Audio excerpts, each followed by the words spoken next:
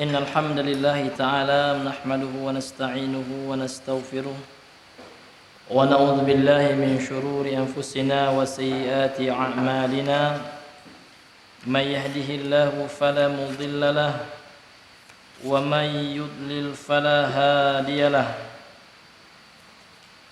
أشهد أن لا إله إلا الله وحده لا شريك له وأشهد أن محمدا عبده ورسوله اللهم صل وسلم على نبينا محمد وعلى آله وأصحابه وسلم تسليما كثيرا أما بعد فقال الله تعالى يا أيها الذين آمنوا اتقوا الله حق تقاته ولا تموتن إلا وأنتم مسلمون اعلموا أيها الإخوة أن أصدق الحديث كتاب الله وخير الهدى هدى محمد صلى الله عليه وسلم وشر الأمور محدثاتها فإن كل محدثة بدعة وكل بدعة ضلالة وكل ضلالة في النار نسأل الله العافية منها. طيب, segala puji hanya milik Allah Subhanahu wa taala. Kembali kita mensyukuri nikmat yang Allah berikan kepada kita, nikmat yang sangat banyak yang tak terhingga jumlahnya. Kemudian salawat dan salam kepada Nabi besar Muhammad sallallahu alaihi wasallam. Baik, pada pertemuan yang lalu kita telah menjelaskan anwa'ul ibadah, ya. Jenis-jenis ibadah. Laqad marra bina, telah kita lalui juga tentang jenis ibadah yang pertama yang disebutkan oleh muallif di sini adalah ad-du'a, adalah doa. Ya, kemudian doa dibagi dua oleh beliau, ya. Ada kemarin yang dikenal dengan du'aul mas'alah wa du'aul ibadah. Famal farqu bainahuma? Apa beda di antara dua jenis doa ini? Fadhal akhi.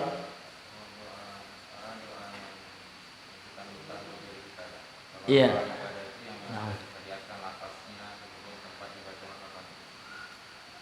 Nah, doaul masalah adalah doa sesuai dengan hajat kita, ya, sesuai dengan kebutuhan kita, ya.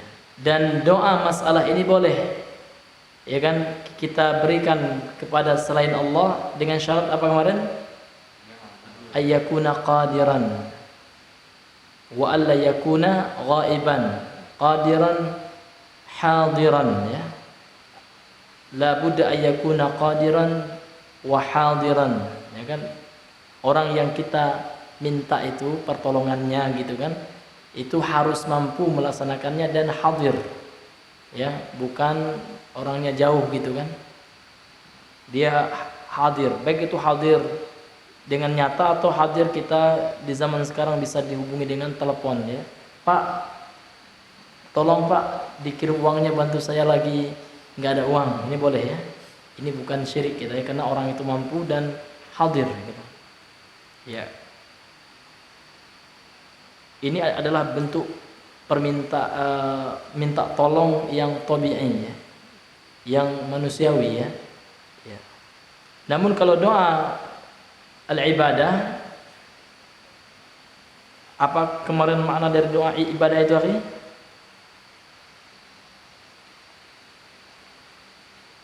Adalah doa yang merupakan bagian daripada ibadah. Karena ibadah yang kita lakukan ini semuanya itu doa sebenarnya. Kita sholat, ya, sholat itu doa. Karena dengan sholat yang kita lakukan, maka kita mengharapkan apa? Mengharapkan ganjaran dari Allah. Kita berdoa Allah supaya Allah memberikan ganjaran pahala dan menjauhkan kemudaratan dari kita. Jadi doaul ibadah ini tidak boleh, ya, diberikan kepada siapa saja. Tidak ada pengecualian, ya. Tidak ada al-istisna, pengecualian di sini tidak ada. Karena doa ibadah semuanya mutlak harus kita serahkan kepada Allah ya kan, tidak boleh dipalingkan sedikit pun kepada selain Allah. Adapun doa masalah, nah ya, kalau seandainya sesuatu yang hanya Allah yang mampu melaksanakannya, melakukannya, ada orang yang meminta kepada wali yang telah meninggal supaya diberikan keselamatan dari siksa kelak di akhirat, ini syirik ya, karena dia meminta kepada makhluk yang hanya Allah yang mampu sanggup melaksanakannya. Namun kalau seandainya itu permintaan ya, karena doa itu secara bahasa juga bermakna at-talab ya, permintaan. Nah, kalau seandainya permintaan yang masih dalam ranah manusiawi gitu, kita minta at'imni ya, kasih saya makan misalkan, asqini, kasih saya minum, dia mampu. Nah, ini bukan termasuk doa ya kan yang dilarang. Dan ini bukan doa ul ibadah ya, bukan doa dalam kategori bermakna ibadah. Ini hadirin yang dimuliakan oleh Allah Subhanahu wa taala. Baik, kita kembali melanjutkan jenis ibadah yang kedua.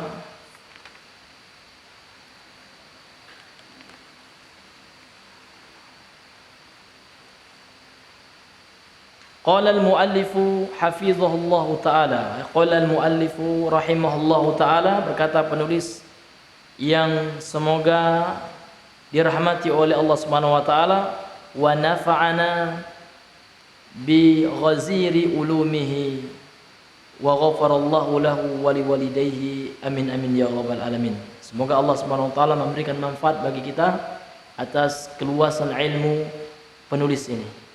Dan semoga Allah mengampuni dosa beliau dan dosa orang tua beliau. Wa dalilul khaufi qauluhu ta'ala, dan dalil dari rasa takut, nah, ini adalah ibadah, karena khauf itu adalah ibadah. Ibadah ini dibagi oleh para ulama ya, menurut jenisnya. Ada namanya ibadatul ibadatul zahirah, ibadatun zahiratun. Ada ibadah zahir. Ya, ada ibadah yang tampak, ibadah anggota tubuh nih Pak ya, seperti yang berupa gerakan kita sholat, ya kan, gerakan-gerakan sholat, kemudian gerakan ketika menunaikan ibadah haji dan umrah, tawaf, ini jelas Pak ya, ini zahir, tampak. Kemudian juga ada ibadah qauliyah, ya, yang ibadah zahirah ini ada yang berupa qauliyah, perkataan zikir ya kan. Kemudian ketika kita takbir ya kan, ketika kita takbir baik itu takbir di Idul Adha atau Idul Fitri, ini semuanya adalah ibadah ini ya, yang berupa ucapan atau zikir-zikir yang kita lakukan. Kemudian ada ibadah fi'liyah yang berupa perbuatan. Kemudian ibadah yang kedua, yang zahirah dibagi dua ya, ada yang qauliyah, ada yang fi'liyah. Kemudian yang kedua adalah ibadah batinah ya, yang tersembunyi. Maka termasuk ibadah yang tersembunyi ini ya, adalah ibadatun qalbiyatun ya, ibadah hati. Dan al-khauf ya, rasa takut di sini adalah merupakan ibadah ya hati. Makanya Allah Subhanahu wa taala melarang orang untuk takut ya kepada orang-orang kafir, wali-wali syaitan. Sebagaimana dinukilkan oleh muallif penulis di sini dalilnya firman Allah Subhanahu wa taala, fala takhafuhum. Di sini adalah larangan ya. Lam di sini namanya lamun nahiyah. Lamun nahiyatun ya, yang maknanya melarang. Maka dia ya menjazmkan fi'il mudhari' setelahnya. Apa tanda jazmnya? Hazfu harfin nun atau hasfun nun ya. Ya, karena dia termasuk al-af'alul khamsah ya, fi'il yang 5. Karena fi'il yang 5 ketika dia majzum ya, tanda jazmnya adalah bihazfin nun ya, dengan menghilangkan huruf nunnya. Asalnya adalah takhafunahum. Karena kemasukan huruf lam nahiyah, karena lam nahiyah termasuk adatul jazm ya. Baik. Maka bermakna fala takhafuhum. Maka janganlah kalian, ini jamak nih ya. Yakni khitab daripada ayat ini yang diajak berbicara oleh ayat ini adalah seluruh manusia. Ya, tidak hanya manusia ketika turun ayat ini, yaitu Rasulullah dan para sahabatnya. Namun yang menjadi ibrah adalah bi umumin lafzi, la bi khususi sabab. Ya kan, yang menjadi pelajaran di dalam Al-Qur'an adalah keumuman lafaz ini, bukan sebab khusus, sababun nuzul, ya, sebab turunnya ayat ini, tidak. Artinya Allah ingin mengatakan begitu kepada Rasulullah dan para sahabatnya, termasuk kita hari ini. Maka janganlah kalian takut kepada mereka, hum di sini sebagai objek, ya, maf'ulun bih. Janganlah kalian takut kepada mereka, para wali-wali syaitan itu, orang-orang kufar, ya, para dukun-dukun ini, al-arraf dan wakuhan, itu termasuk wali syaitan, ya. Jangan kalian takut. Maka takutlah kepada aku. Wa khafuni, ini fil amr, ya. Yang hukum asal daripada perintah dalam Al-Qur'an itu adalah wajib. Ya, al aslu fil amri yufidul wujub, ya. Asal daripada perintah itu adalah wajib. Artinya kita wajib takut kepada Allah Subhanahu wa taala. Kita wajib takut, ya, dari azab Allah. Ketika dibacakan Al-Qur'an, ya, kita harus ada rasa takut, ya. Kalau seandainya kita dengar orang baca Al-Quran, ayat-ayat azab, ketawa-ketawa kita, Masya Allah, ya. Ya, berarti kita harus senantiasa, ya, melakukan tajdidul iman, gitu, ya. Siapa saja itu. Kalau kita ingin melihat kadar keimanan kita, apakah di level yang tinggi ataukah di low level atau di high level, ini lihat bagaimana ketika kita membaca Al-Quran dan ketika kita melewati ayat-ayat tentang azab. Kalau ada rasa takut, ya Allah. Kadang-kadang sebagian orang sekarang baca Al-Quran ketika ada ayat azab ditunjukkan kepada orang lain. Beda dengan sahabat. Kalau sahabat membaca ayat azab, seolah mereka yang akan diazab itu. Ya kan? Makanya Hanzalah, ya, ketika mendengar tentang sifat-sifat munafik dalam Sahih Bukhari, ya, nafaq Hanzalah. Sungguh Hanzalah ini munafik ini. Ya, ketika dekat dengan Rasulullah bertambah keimanannya, ketika jauh dengan Rasulullah, ya kan, seolah-olah turun keimanannya, ya kan. Melihat maksiat seolah-olah tidak ada lagi, bergetar hatinya, kan gitu.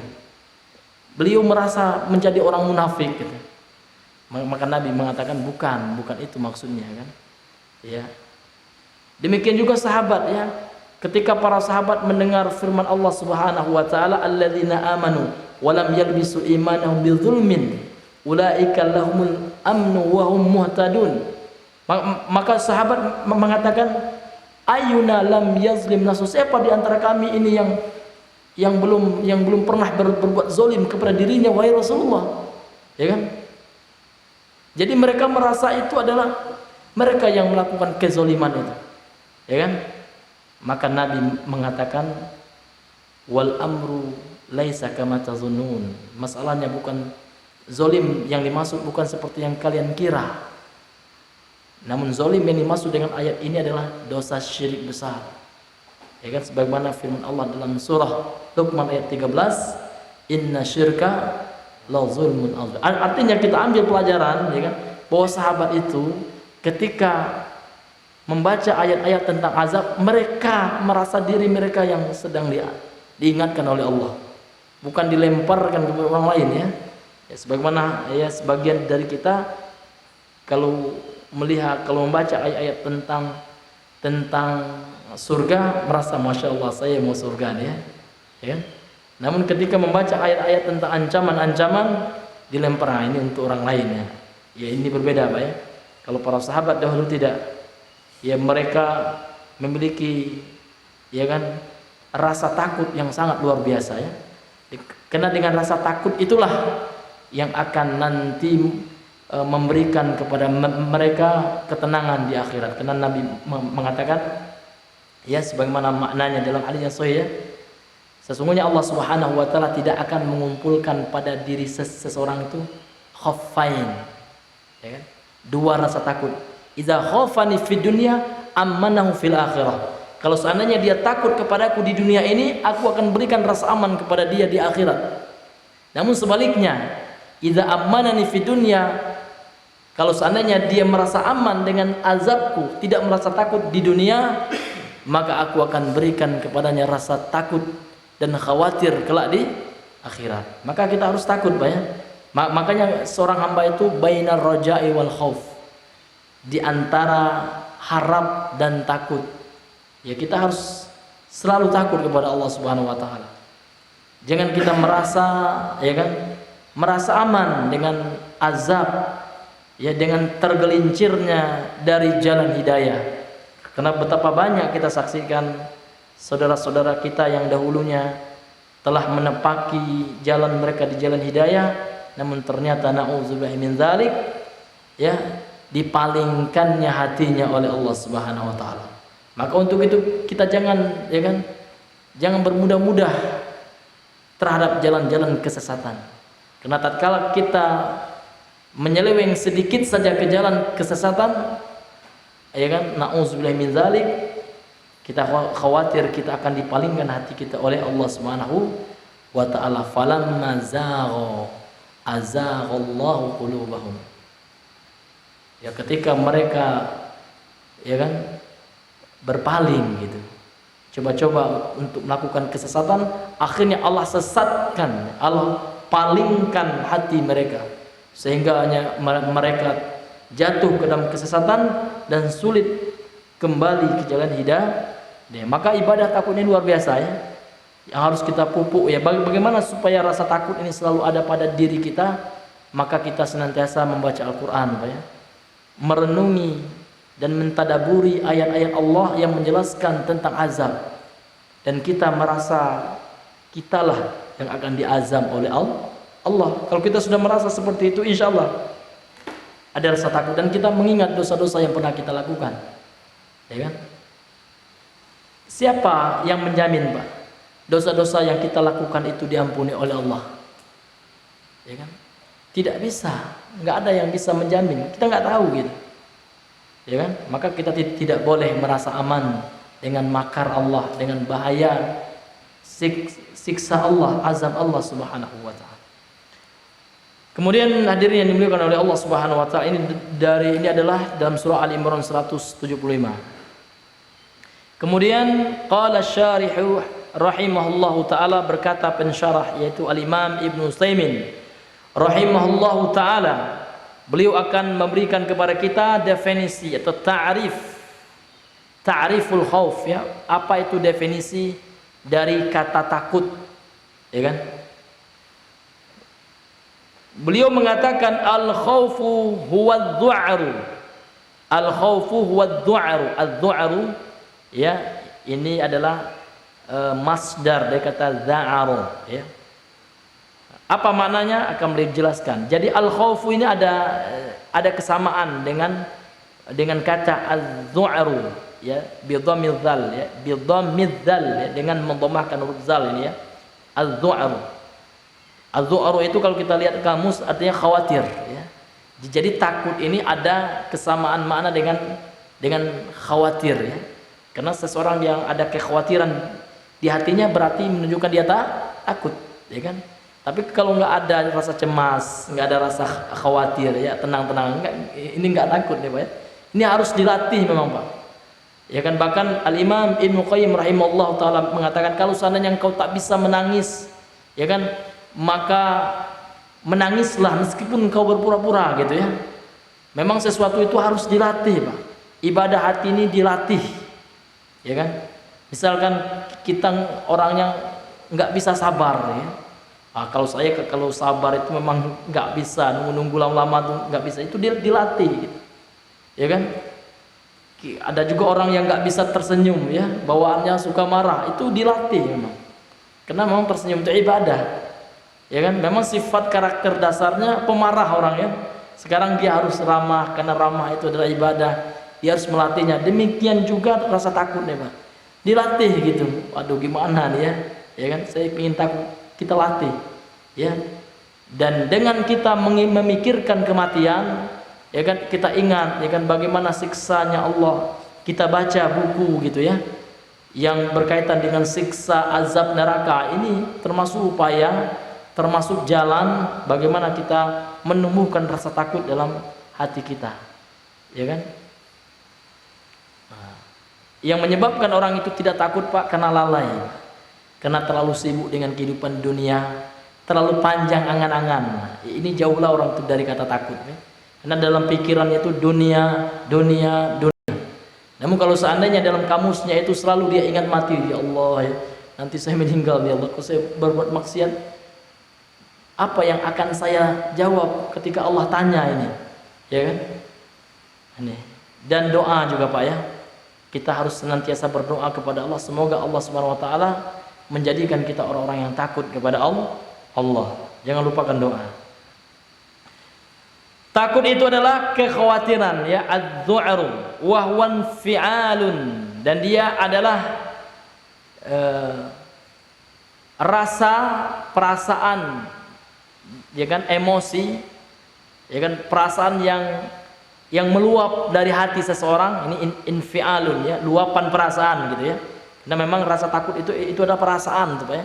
Ini ibadah perasaan ini, Pak, ya. Luapan perasaan. Yahsulu, yang terjadi bitawaqqu'i ma fi halakun aw darurun aw adza. Yang mana luapan rasa khawatir dan takut itu terjadi, ya, karena dia merasa akan tertimpa oleh halak, ya, ada di dalamnya keyakinannya dia akan tertimpa suatu kehancuran, ya, atau kemudaratan, atau ada gangguan yang akan menimpanya. Ini definisi takut, ya. Jadi takut itu adalah luapan perasaan seseorang yang mana dia merasa, ya, akan ada gangguan yang akan menimpanya, dia akan ditimpa oleh kesengsaraan, ya, dia akan ditimpa oleh kebinasaan. Ya Allah, saya akan masuk neraka nih, ada rasa takut, ya. Ya kan, bagaimana saya menjawab ini di sisi Allah Subhanahu wa taala. Jadi ada perasaan seperti itu, ya. Ya, maka ini berarti dia takut, Pak, ya. Tapi kalau dia aman-aman aja, ya, ini enggak, ini bukan dikatakan orang yang takut, ya. Jadi takut kepada Allah itu wajib, Pak, wajib. Ya, bukan hukumnya mustahab, sudah enggak, wajib kita takut kepada Allah Subhanahu wa taala. Kita ini kecil, ya. Allah adalah zat yang maha besar. Bahkan kursinya Allah, ya, kursinya Allah dibandingkan dengan dunia ini disebutkan dalam hadis yang sahih bagaikan cincin yang dilempar di padang pasir yang luas. Ini kursinya Allah, ya. Ahli tafsir di antaranya Imam Ibnu Abbas yang menjelaskan di antara makna kursinya Allah adalah maudhu'u qadamai, ya, tempat dua kakinya Allah Subhanahu wa taala. Dan kursinya Allah dibandingkan dengan arasy-Nya Allah Subhanahu wa taala, ini bagaikan cincin yang dilemparkan di padang sahara yang luas, yang tidak berujung dan tidak bertepi, saking luasnya. Itu arasy-Nya Allah. Dan Allah akbar min kulli syai', dan Allah itu maha besar, besar secara zatnya, besar secara sifatnya. Allah itu maha besar. Namun jangan kita bayang, oh, besarnya gini, enggak boleh kita bayangkan. Yang penting Allah Subhanahu wa taala tidak ada satu makhluk pun yang menandingi kebesaran Allah Subhanahu wa taala. Maka kita akan ada rasa takut kita untuk berbuat durhaka kepada Allah. Kalau kita senantiasa menghadirkan kebesaran Allah dalam hidup dan kehidupan kita, maka kita akan mikir-mikir, Pak. Kalau seandainya kita lihat ada seekor semut yang kecil, ya kan, di depannya ada seekor gajah yang besar, yang siap, ya kan, setiap saat akan menindihnya, melumatkan tubuhnya, dan Allah maha besar dari itu semua. Tentu kita akan takut, ya Allah, hancurlah kita, ya kan, dihancurkan. Allah maha kuasa, dan di antara tanda-tanda kebesaran Allah yaitu Allah ingin mengingatkan manusia dengan kedurhakaan yang mereka lakukan, hanya mengutus seekor makhluk yang sangat kecil, makhluk yang bersel satu, virus, ya. Ini termasuk dalam ilmu biologi, termasuk hewan bersel satu, gitu, ya. Hewan yang paling kecil. Saking kecilnya virus itu tidak bisa dilihat oleh mata, harus butuh alat bantuan, mikroskop dan sebagainya. Ya, seperti amuba juga, ya, bakteri. Namun dengan virus yang kecil itu, ya kan, semua manusia, ya kan, na'udzubillah min zalik, ketakutan luar biasa, Pak ya. Ya, khawatirnya luar biasa. Dampaknya mendunia, menjadi pandemi dunia ya. Ini baru virus yang Allah uji manusia. Allah beri sebagai tanda kebesaran Allah Subhanahu wa taala ya. Belum nanti lalat ya kan. Mungkin kalau lalat mungkin manusia semuanya nggak ada yang selamat gitu ya. Ya, namun Allah Subhanahu wa taala menurunkan azab yang seperti itu adalah azab yang kecil ya. Dunal azab al-akbar kan gitu. Wala nuziqannahum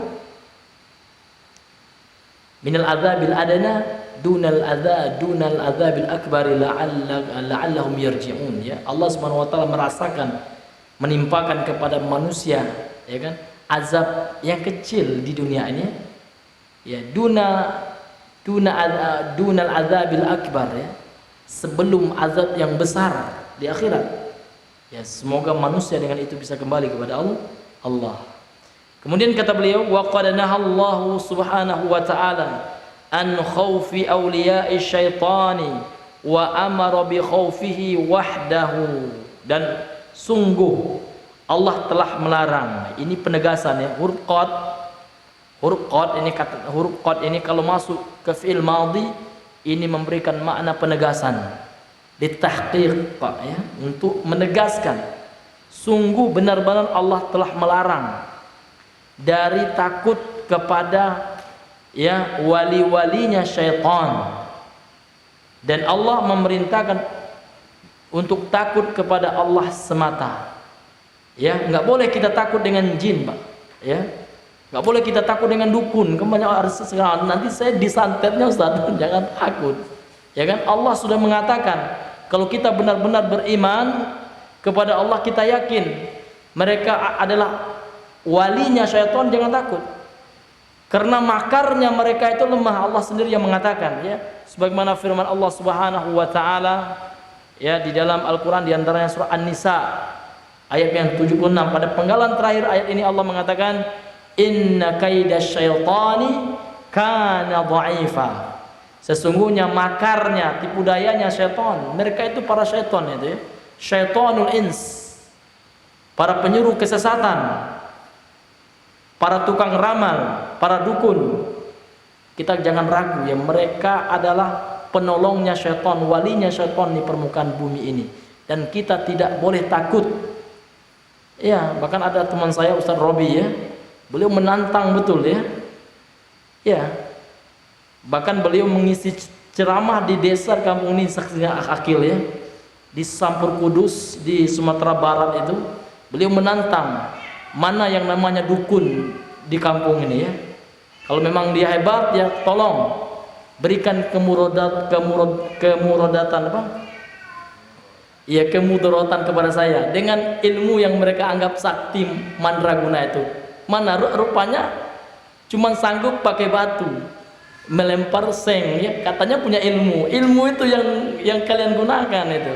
Pakai ilmu itu kalau memang kalian hebat kan gitu, harus ditantang, dipatahkan ini. Jangan kita ada ya nanti gimana, kalau ada ragu dikit udah rapuh tauhid kita. Memang harus kita lawan gitu ya. Perdukunan seperti itu ya, ilmu-ilmu syaitan itu lemah, karena Allah sendiri mengatakan ya, inna kaida syai'in, inna itu huruf taukid ya, harfu taukid wa nasab ya, harfu nasbi, menasabkan isimnya gitu-gitu ya, fungsinya. Kemudian dia maknanya adalah menegaskan sungguh, artinya ya, sungguh tipu daya, makarnya syaitan itu lemah ya. Bagi siapa? Bagi orang-orang yang beriman. Namun bagi orang-orang yang mengikuti syaitan itu tidak ya. Makanya di dalam ayat yang lain Allah Subhanahu wa taala mengatakan ya kan, inna ibadi laisa laka alaihim sultanun illa man ittaba'aka minal ghawin. Sesungguhnya hamba-hambaku, laisa laka, tidak ada bagimu ya. Domir kaf di sini kembali kepada iblis, karena ayat ini berbicara tentang iblis ya. Sesungguhnya hamba-hambaku, tidak ada bagimu atas mereka sultanun, suatu kemampuan pun Nggak ada kemampuan iblis bagi hamba-hamba Allah yang betul beriman. Nggak mampu iblis itu ya. Sultanun di sini nakirah.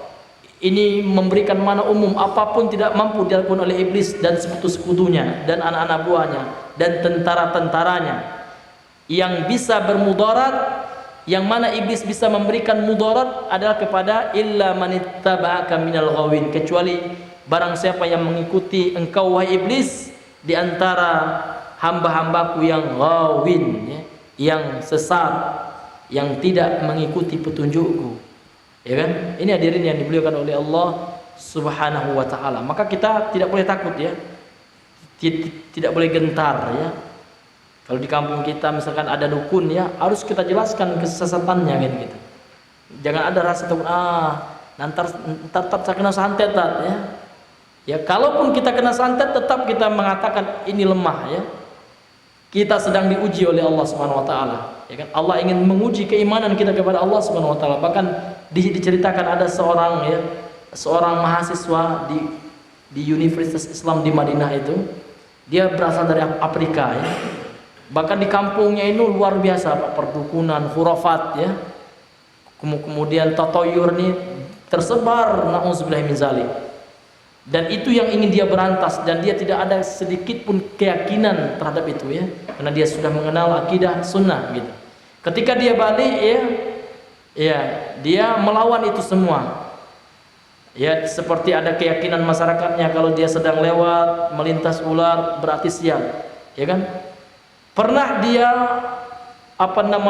berjalan, nampak ular melintas, setelah itu memang dia kecelakaan gitu. Namun dia tahu ini adalah ujian daripada Allah Subhanahu wa taala. Allah ini menguji keyakinannya itu. Terkadang Allah uji juga, Pak. Jangan sampai kita kata, oh iya juga ya, kata orang kampung. Allah ingin menguji kita, kalau seandainya kita nggak lulus, nauzubillah, bisa rapuh ya. Bisa rapuh manhaj akidah kita. Pasti akan diuji juga seperti itu.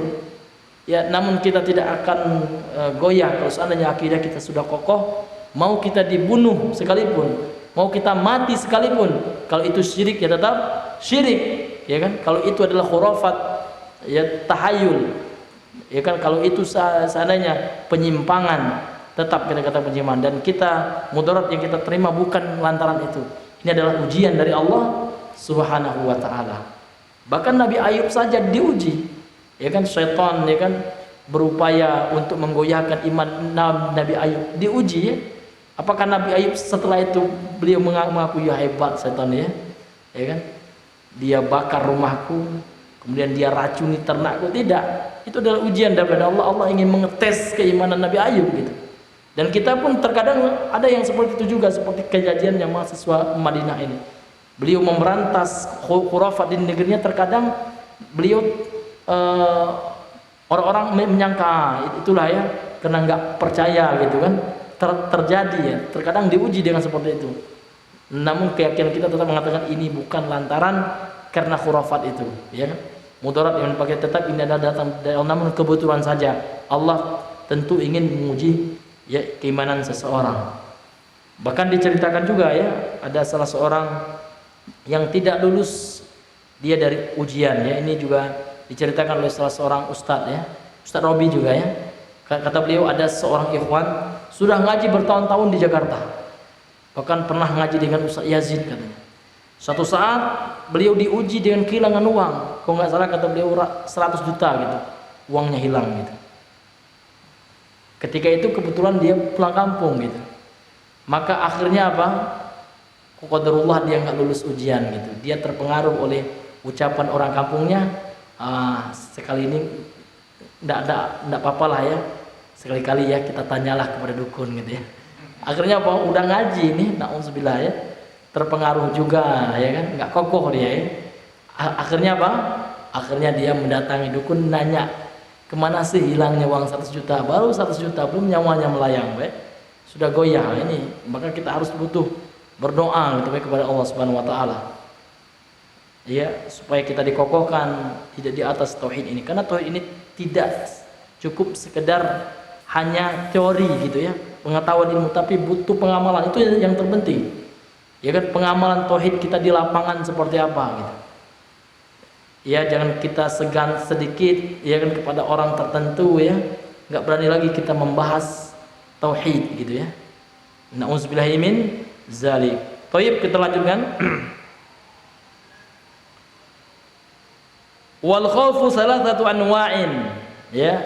Dan takut itu ada 3 jenisnya. Ya. An-naul awal, jenis yang pertama adalah khaufun tabi'i. Adalah takut biasa, takut yang sifatnya tabiat manusia. Ya, seperti kita takut ya berjalan di tempat yang banyak durinya, takut terinjak duri gitu. Ini bukan takut yang mengandung ibadah, ya kan? Kita tidak meyakini duri ini ya kan bisa mendatangkan kemudaratan di akhirat, kan enggak?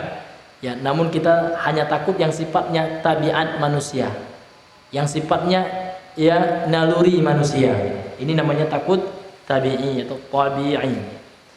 Ka khaufil insani minas subu'i wan nari wal firqi. Ini bisa dibaca firqi, bisa juga dibaca firqi, bisa juga dibaca farqi ya.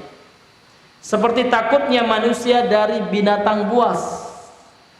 Hati-hati ya, si fulan jangan lewat di situ. Di situ banyak kalajengking misalkan. Ya, akhirnya dia enggak lewat di situ kena takut tersengat kalajengking. Apakah ini takut seberdosa masuk neraka? Enggak. Karena takut di sini adalah takut yang sifatnya tabiat saja.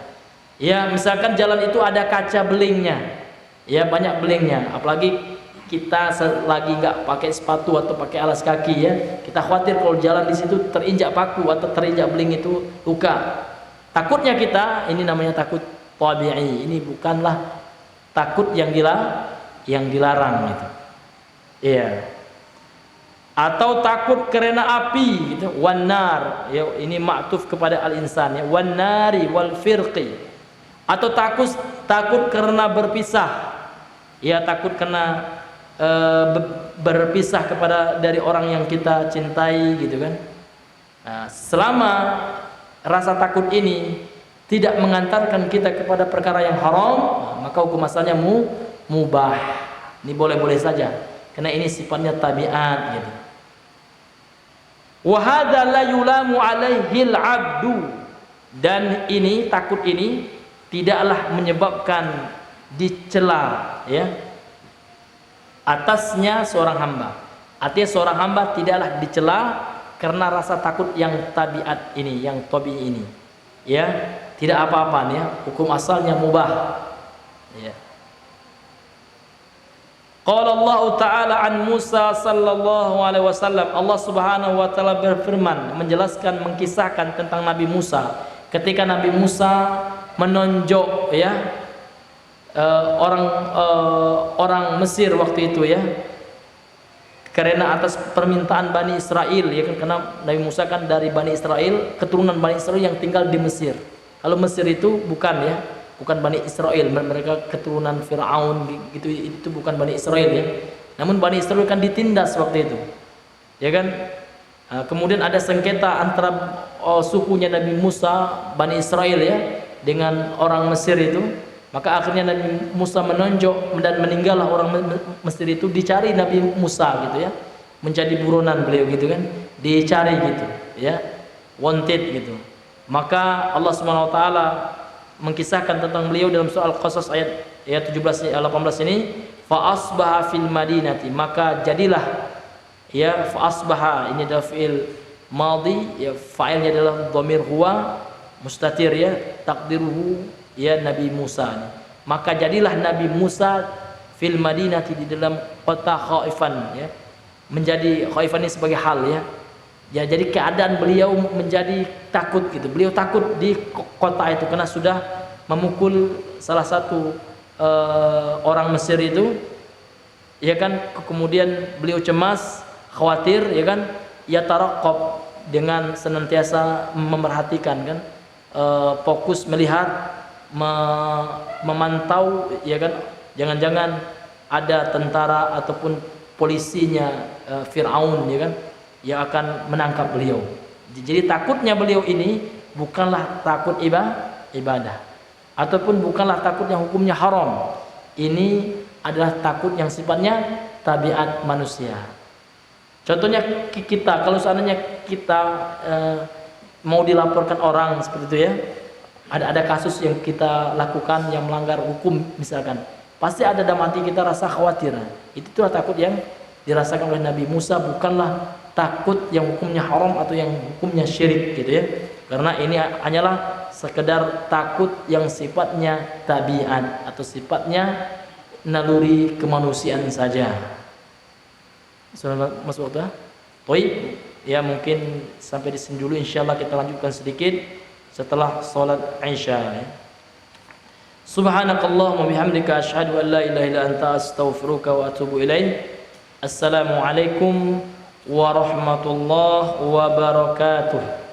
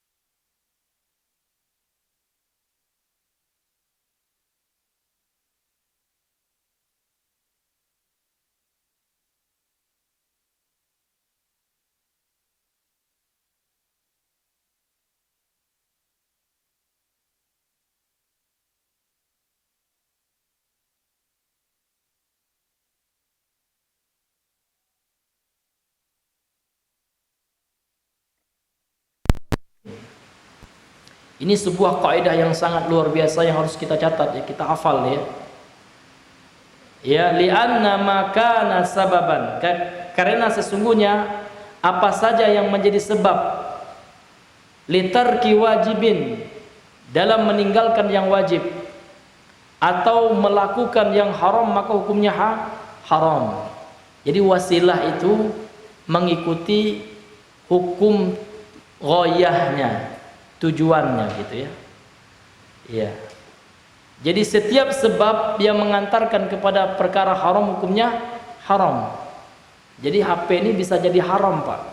Hukum HP bagi seseorang yang kalau dia gunakan untuk perkara yang haram. Setiap wasilah sarana yang tujuannya adalah untuk melakukan yang haram meskipun hukum asal sarana itu mubah, maka hukumnya bisa menjadi haram gitu. Ya kan? Demikian juga sarana itu bisa menjadi wajib, ya kan? Sebagaimana dalam kaidah yang masyhur, ya kan, di dalam usul fikih, ya, sesuatu yang dengannya yang wajib menjadi sempurna, ma la yatimul wajibu illa bihi fahuwal wajib. Apa saja yang tidak sempurna suatu yang wajib kecuali dengannya, dengan sarana ini ya, maka sarana ini bisa hukumnya wajib. Bagi orang mampu naik haji itu hukumnya apa, Pak? Ya, wajib gitu ya. Menunaikan ibadah haji wajib. Namun seseorang tidak akan bisa menunaikan ibadah haji ini ya melainkan disyaratkan harus vaksin meningitis ya. Maka meningitis bisa hukumnya wajib karena mala yatimul wajib illa bi fahuwa wajib gitu. Demikian juga mala yatimul harama illa bi fahuwa haram. Ya kan? Tidaklah menjadi sempurna suatu yang haram kecuali dengan sarana ini, maka sarana ini juga hukumnya haram karena dia adalah sarana yang mengantarkan kepada perbuatan haram. Apa saja itu, Pak? Nah, makanya hati-hati kita ya, jangan sampai kita melakukan hal-hal yang bisa mengarahkan kepada perbuatan haram gitu. Ya, jangan sampai digunakan untuk perkara yang haram. Maka terkait dengan rasa takut ini, Pak, ya, maka kita harus senantiasa takut, Pak. Ada hal yang saya sendiri sangat takut dan khawatir akan ditanya oleh Allah. Ketika kita melihat kemungkaran bid'ah di depan mata kita, terkadang kita ya hanya bersuuzon saja tanpa kita belum pernah mencobanya. Contoh orang zikir berjamaah, kita tahu itu bid'ah ya. Namun terkadang kita belum pernah menasihati imam itu, kita sudah mengatakan ya kan, nggak mau juga, ya kan, padahal kita belum melakukannya, ya kan. Yang diminta oleh Allah nanti bukan hasilnya, bukan orang itu menerima, itu bukan itu yang ditanya oleh Allah ntar. Apakah telah kita tegakkan hujah atau belum, telah kita sampaikan apa atau belum gitu. Terkadang, Pak, perasaan itu, ya kan, rasa segan kita terkadang membuat kita, ya kan, takut dalam menyampaikan kebenaran. Ini saya sendiri mengalaminya itu ya. Berat sekali ya. Nah, apalagi saudara kita, misalkan saudara kita suka musik ya kan, karena kita segan sama saudara kita untuk ngingatin dia itu berat sekali. Padahal ya kan kita tahu hukumnya, bahkan kita sudah menghafal dalil yang musik itu haram gitu kan. Ya, apa nanti hujah kita di hadapan Allah? Dia akan balik, ya kan? Boleh jadi dia akan komentar kepada Allah, si fulan nggak pernah mengatakan saya itu bid'ah, saya nggak tahu gitu. Saya hanya dengar sekilas saja. Padahal si fulan itu tahu zikir berjamaah yang saya lakukan itu adalah bid'ah. Dia makmum saya, namun dia tidak pernah mengingatkan saya. Ya kan? Boleh jadi kita akan ditanya oleh Allah, ya kan? Na'udzubillahi min zalik. Itu adalah suatu kekhawatiran yang harus menjadi motivasi kita untuk mau, ya kan? Untuk mau memberikan nasihat kepada orang lain. Tentu dengan cara yang baik. Yang penting kita sampaikan ya, Pak, itu bid'ah, Pak ya. Karena Nabi tidak pernah melakukannya.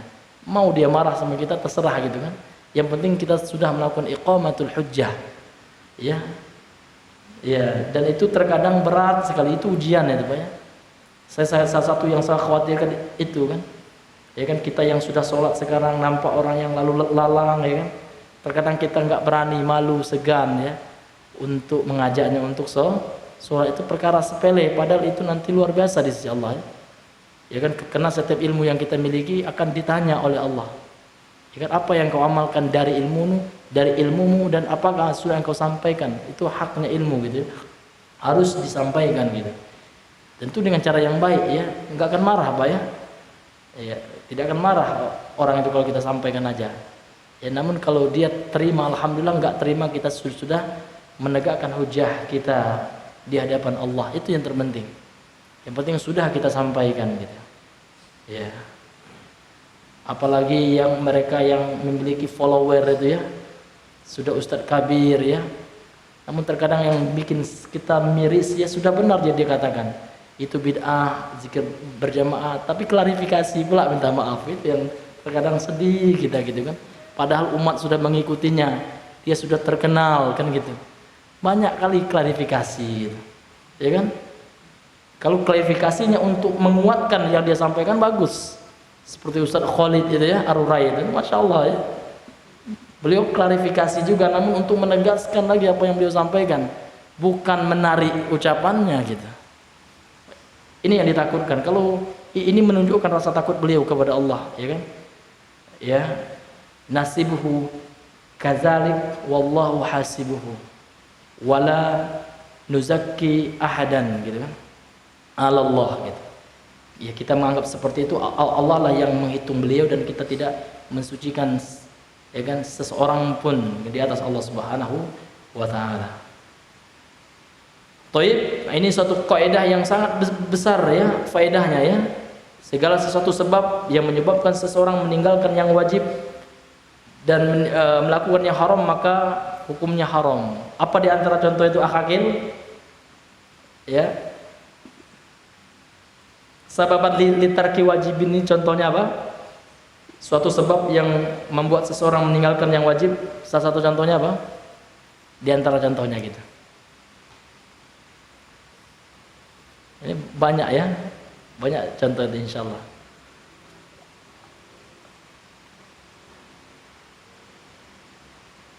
Penyebab seseorang meninggalkan yang wajib, ya. Menutup aurat apa hukumnya Pak? Wajib, ya kan? Ya. Jadi ada seseorang yang karena takut, ya, segan lah gitu kan, sama bosnya, mungkin dia kerja di suatu lembaga ya. Rasa segan itu kan perasaan segan gitu kan, itu hukum asalnya mubah saja ya, kita ada segan sama orang lain ya kan. Namun ternyata rasa segan kita ini, rasa khawatir kita ini ya menyebabkan kita melakukan yang haram ya. Bagi akhwat misalkan kena segan sama bosnya, kerja sama orang kafir misalkan ya kan, karena orangnya kafir udahlah segan pakai jilbab ya, buka aurat. Nah ini termasuk ya. Ini termasuk contohnya ini banyak ya contohnya. Kemudian dalilnya kata beliau adalah surah Ali Imran 175 tadi ya, fala takhafuhum, janganlah kalian takut kepada mereka ya, kepada aulia syaitan itu, orang-orang kufar itu. Wa khafuni, dan takutlah kalian kepada aku saja. In kuntum mu'minin, Allah kaitkan dengan keimanan. Jadi kalau kalian beriman ya, pasti kalian takut hanya kepada Allah. Pasti kalian tidak takut kepada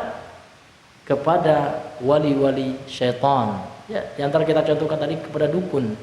Tentu kita tidak akan takut lagi kepada dukun, meskipun dukun itu sihirnya luar biasa, Pak. Ya kan, dipotong-potongnya orang kemudian disambung. Misalkan ada dukun seperti itu, kita nggak boleh takut. Kita yakin inna kaida syaitani kana dha'ifa.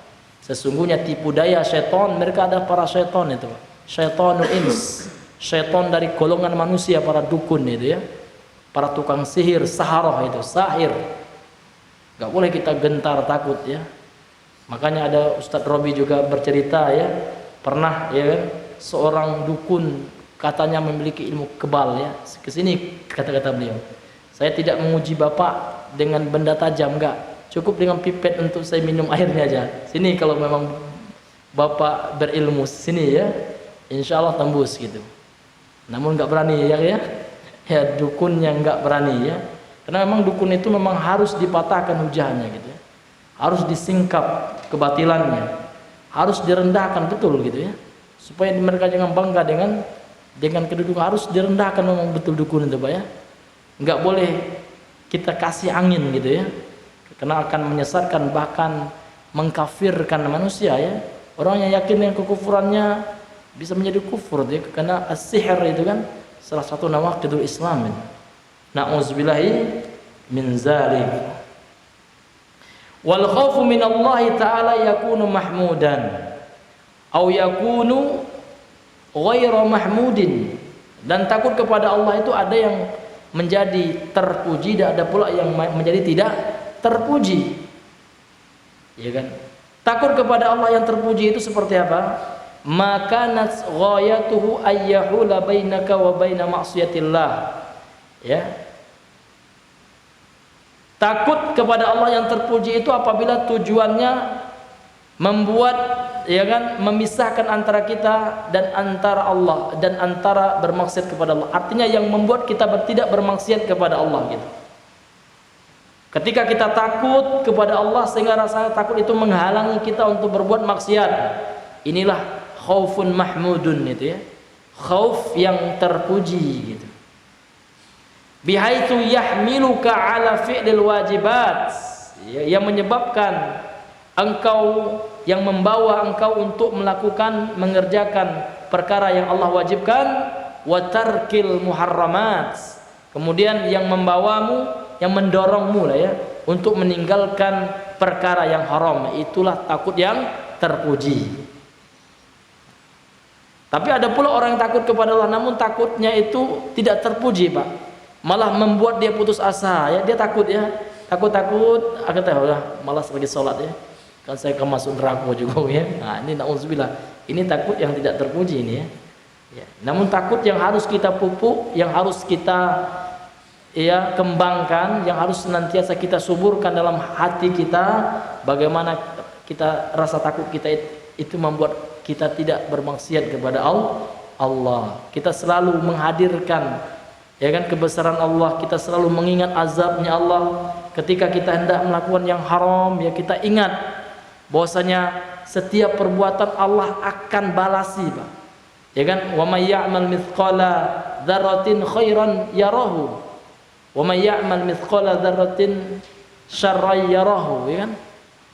Tidaklah seseorang dan barang siapa yang melakukan kebaikan meskipun kecil ya, meskipun seukuran sawi, biji sawi, Allah akan memperlihatkan kepada kita, akan dibalasi oleh Allah Subhanahu wa taala.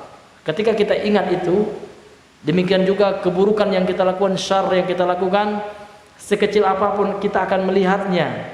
Jadi kita khawatir ya Allah ya, banyak kali perbuatan dosa yang kita lakukan gitu kan. Kita akan menyaksikan dosa-dosa itu nantinya di hadapan mata kita. Ya kan? Allah akan tanya itu semua. Maka ini harus membuahkan rasa takut kepada kita. Sehingga apa? Sehingga kita kembali kepada Allah, dan Allah senantiasa membuka pintu taubatnya. Maka harus ada roja ya. Harus ada roja, harus ada harap juga. Sehingga kita enggak kunut ya. La nai'as, sehingga kita tidak berputus asa. Sehingga hilang ya'as wal qunut ya. Min rahmatillah, dari rahmat Allah. Jadi seorang mukmin itu harus ada dua hal nih Pak ya. Kita harus senantiasa takut, ya kan? Walladzina hum min adzabi rabbihim musyfiqun. Ya. Orang-orang yang selalu takut dengan azab Rabbnya. Namun mereka juga berharap, ya kan? Wa yarjuna rahmatahu.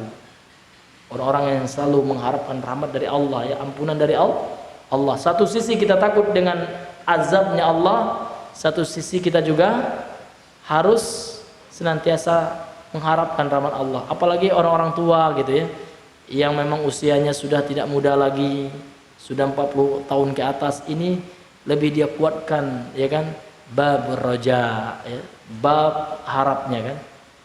Jangan senantiasa dia ingat, nanti dia khawatirkan, takutnya itu membuat dia putus asa. Ini yang nggak boleh.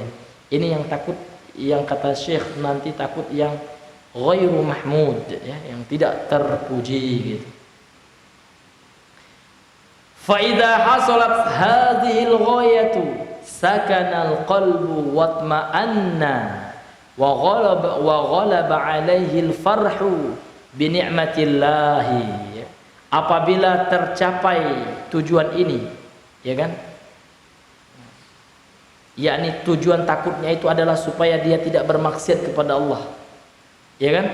Sakanal qalbu, maka akan, ya kan, tenanglah hatinya. Watma'anna, ya kan, dan tenang gitu ya, maka akan hatinya itu akan gembira gitu ya, tenang gitu, sama aja ya, sakana watma'anna gitu, tenang gitu. Wa ghalaba 'alail farhu, dan dia akan, ya kan, dan dia akan diliputi oleh rasa gembira, ya kan, dia rasa gembira itu mengalahkannya, artinya dia akan diberikan oleh Allah kegembiraan, dan kegembiraan itu akan menghilangkan rasa putus asa, kemudian rasa kekhawatiran pada dirinya. Kalau seandainya seseorang itu selalu takut kepada Allah, memang kita takut kepada Allah ya, namun ketika dengan takut itu kita terbebas dari maksiat, setelah itu Pak akan ada rasa senang Pak, ya kan, alhamdulillah, ya kan, gak sempat saya maksiat ya Allah, kalau seandainya saya nggak takut kepada Engkau ya Allah, tentulah saya sudah jatuh ke dalam maksiat itu, ya kan. Pasti kita itu diuji Pak, ya, terutama dengan zina, ya kan, karena Nabi mengatakan dalam hadis sahih Muslim, kutiba ala bani adama nasibuhum minaz zina, ya kan, telah dicatat, artinya telah ditentukan ya, ya, bagian setiap anak Adam itu dari perbuatan zina. Kita pasti diuji oleh Allah ya, seberapa besar keimanan kita kepada Allah. Namun ketika kita bisa mengatasi ujian itu dengan rasa takut kita, maka tenanglah hati kita Pak ya. Fal ainan zinahuman nadharu, dua mata ini zinanya dengan melihat. Ketika kita diuji oleh Allah di HP, misalkan ada cewek nauzubillah ya, cewek telanjang gitu, ini contoh Pak ya, karena dorongan rasa takut kita kepada Allah, kita tutup itu karena Allah Subhanahu wa taala, Pak. Ya kan? Ada rasa takut. Setelah kita berhasil melewati ujian itu, Pak, akan ada rasa kepuasan, Pak, senang, alhamdulillah, Pak. Ya. Beda dengannya kalau seandainya kita lewatnya, ya kan? Sudah hasrat kita tercurahkan barulah menyesal. Pasti menyesal itu, Pak. Ya Allah, ya. Ya kan? Nah, tapi yang lebih parahnya, Pak, enggak nyesal juga, Pak ya. Ya. Sudahlah haram melakukan, tenang-tenang aja, bahkan bangga pula, ini hatinya mati gitu Pak ya. Kalau hati yang pertanda masih ada dia kan, rasa penyesalan itu ya kan masih diharapkan untuk bertobat ya. Tapi yang paling parah itu Pak, itu kalau hatinya sudah dikunci oleh Allah. Nah, itu yang kita berdoa kepada Allah Subhanahu wa taala, semoga kita diberikan rasa takut kepada Allah Subhanahu wa taala. Warraja'u li sawabi, dan berharap ya untuk mendapatkan sawab ya, ganjaran-ganjarannya, yakni ganjaran dari meninggalkan yang haram itu karena rasa takut kita kepada Allah.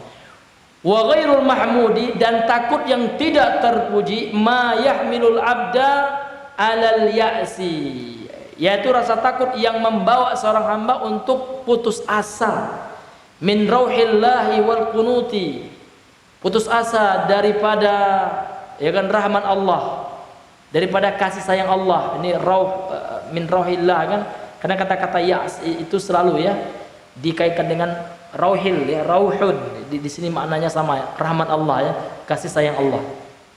Wal qunut, dan berputus asa ya, hampir sama ya, al ya'su wal qunut itu hampir sama maknanya Pak. Wa hina idzin yatahassaru al-'abdu wa yankamishu wa rubbama yatamada fil ma'siyati liquwwati ya'sihi. Ini yang tidak terpuji Pak, yaitu rasa takut yang membawa seorang hamba untuk berputus asa dari rahmat Allah. Ini takut yang tidak terpuji.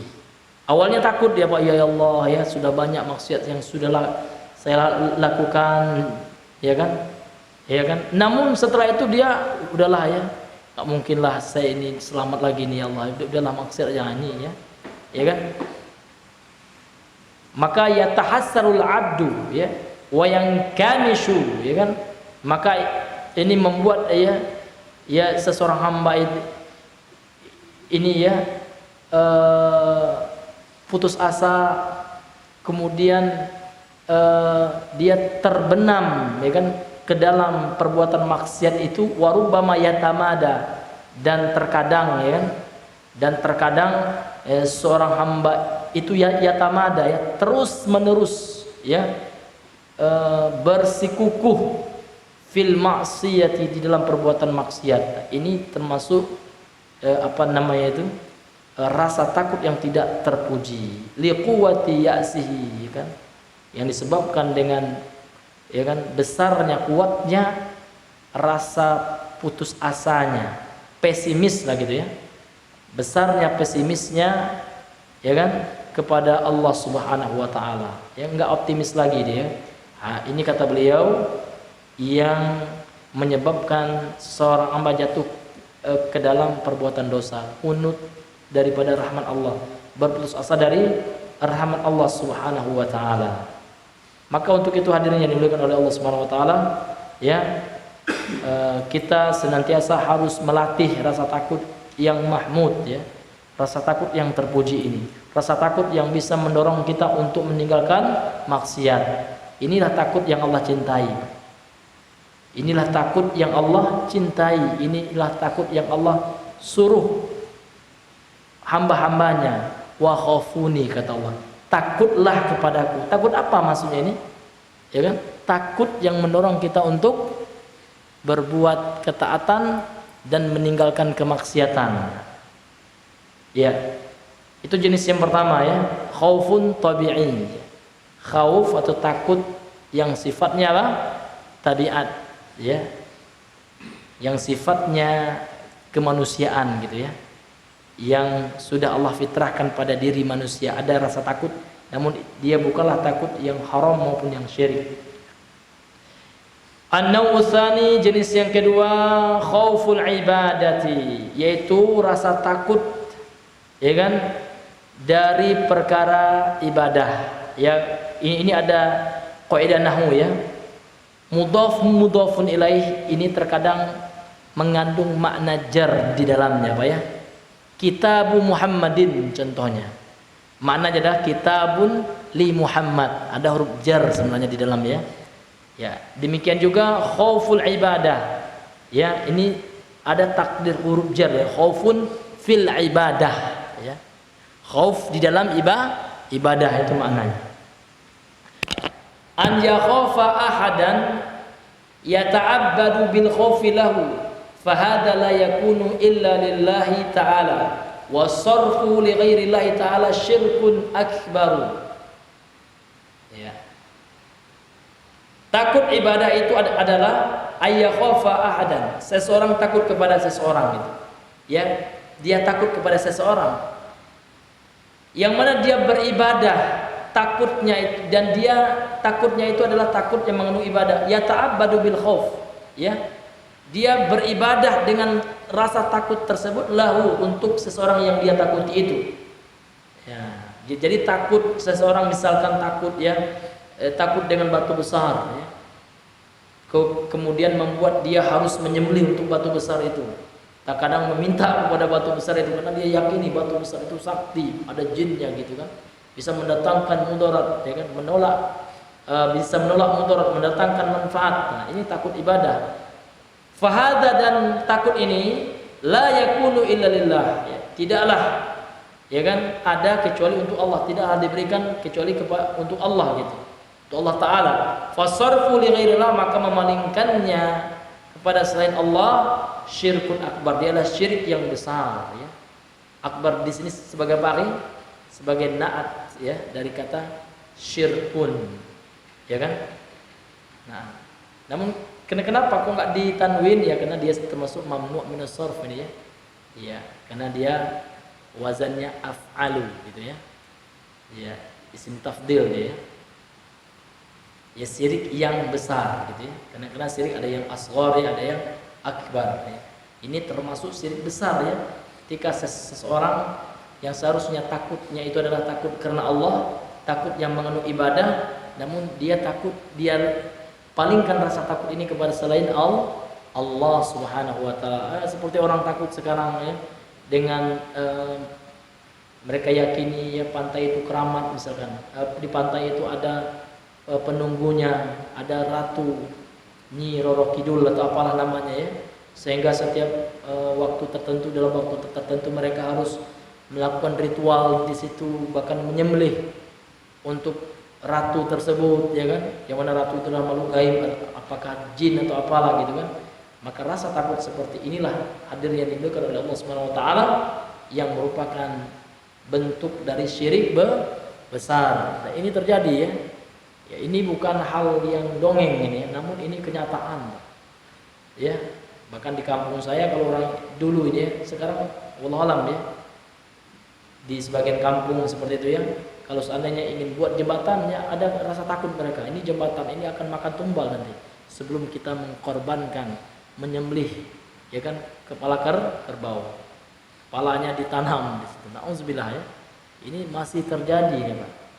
Tapi Ustaz, itu kan budaya tadi ya, harus kita kembangkan ya, melestarikan budaya bangsa. Budaya syirik harus dibasmi ya. Islam tidak anti dengan budaya, karena budaya itu kan hasil karya manusia ya. Namun karya manusia yang apa yang dilestarikan dalam Islam, gotong royong itu bagus, yang sesuai dengan syariat Islam gitu.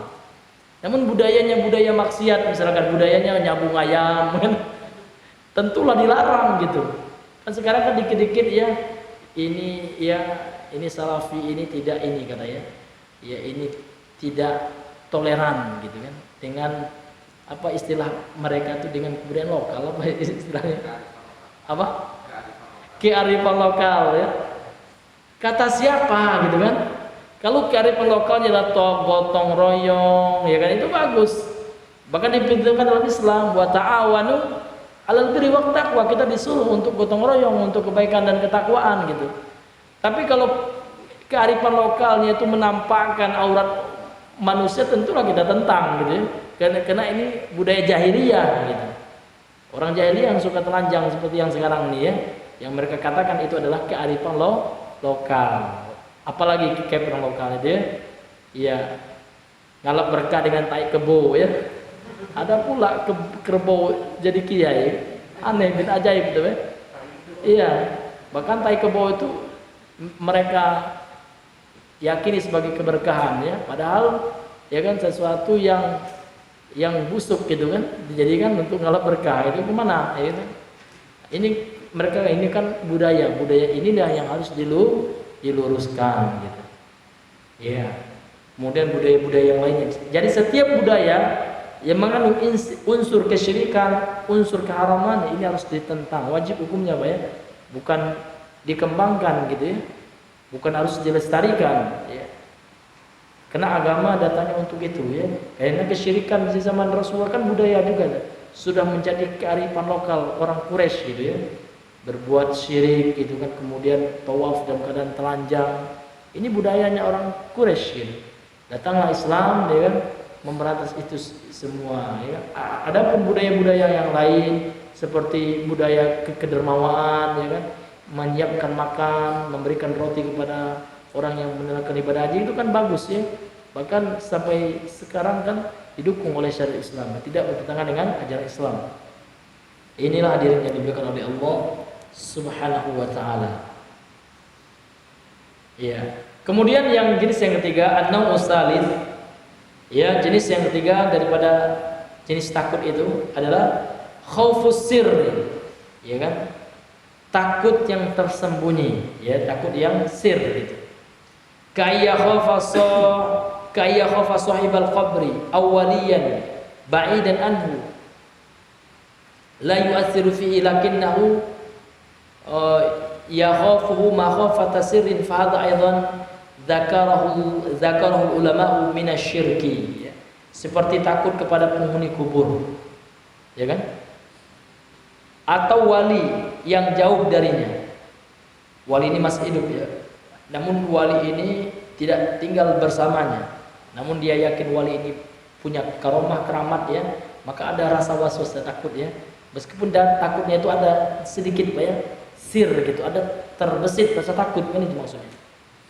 Ya, tidak berpengaruh di dalamnya, artinya fi fi nafsihi la yu'athir, tidak berpengaruh pada diri seorang, namun ada sedikit Pak ya, ada terlintas sedikit rasa takut. Misalkan sekarang Pak ya, ya kita lewat di suatu kuburan ya, orang mengatakan itu kubur wali, kita harus hormat gitu kan, iya kan, permisi dulu gitu kan, kiai kan, nah, gitu kan, atau mbah kalau di tempat yang dikatakan angker. Kalau ada terbesit sedikit ya, khofusir ya kan, dalam diri kita, maka ini juga disebutkan oleh para ulama dalam bagian daripada kesyirikan. Maka nggak boleh, betul masa syirik ini nggak ada toleransinya ya.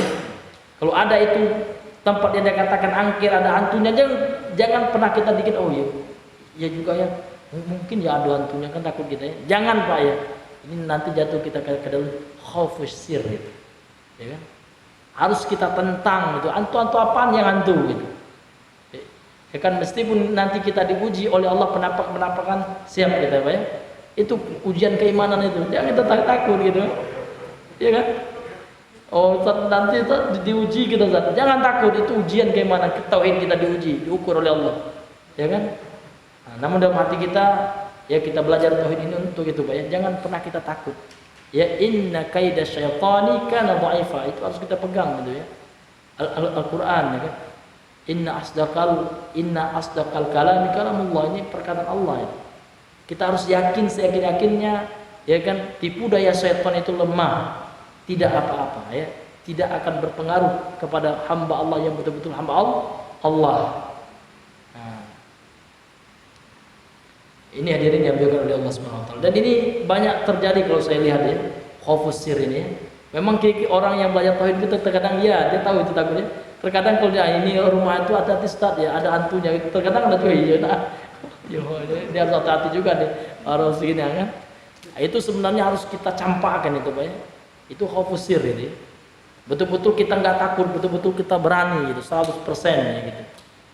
Nah, beda nantinya takut kalau rumah itu Ustaz banyak durinya, beda itu khaufut tabi'i itu ya. Maka kita hati-hati ya, khawatir nanti ditusuk oleh duri yang ada di rumah itu. Tapi kalau bersangkutan dengan perkara yang gaib, masalah hantu atau apalah yang diyakini orang, jangan pernah kita dikit pun ada rasa takut Pak ya, nggak ada. Ya walaupun kita dibilang takabur, ya saya harus gitu. Enggak bukan takabur itu. Kadang orang bilang kamu takabur ya, nanti kamu dikerjain jin. Jangan ya, enggak takut kita, bukan takabur itu ya. Ya. Karena kita diperintahkan untuk jangan takut kepada mereka kan gitu. Wala takhafuhum, ya kan? Wa khafuni in kuntum mu'minin, ini menyangkut keimanan ini. Ini bukan main-main ini, takutnya kita kepada jin ini, iman kita gadaikan ini. Maka enggak boleh takut. Nah, ini hadirin yang dimuliakan oleh Allah Subhanahu wa taala. Baik, mungkin ini saja dulu, insyaallah pada pertemuan selanjutnya akan dibahas jenis ibadah yang ketiga adalah ar-raja. Subhanakallahumma bihamdika asyhadu an la ilaha illa anta astaghfiruka wa atubu ilaik. Assalamualaikum warahmatullahi wabarakatuh.